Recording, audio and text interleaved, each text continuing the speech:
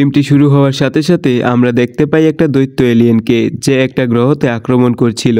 সোলজার্সরা সবাই তাকে থামানোর চেষ্টা করছিল, কিন্তু এটি কোনো বাস্তব দৃশ্য ছিল না, বরং এটি ছিল একটা সিনেমার দৃশ্য, মানে নকল ছিল।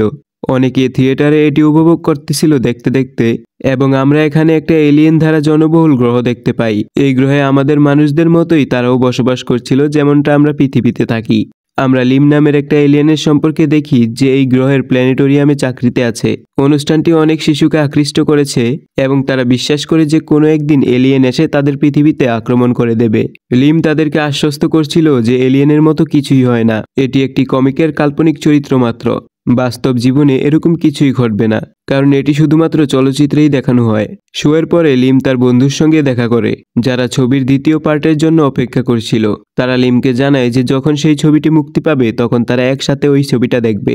লিম তাদেরকে বলে যে দেখ, এখন আমি বড় হয়েছি আর আমি এইসবে বিশ্বাস করি না। আর আমি যেহেতু এলিয়েনে বিশ্বাস করি না, তাই আমি এই ছবিটা দেখে আমার সময় নষ্ট করব না।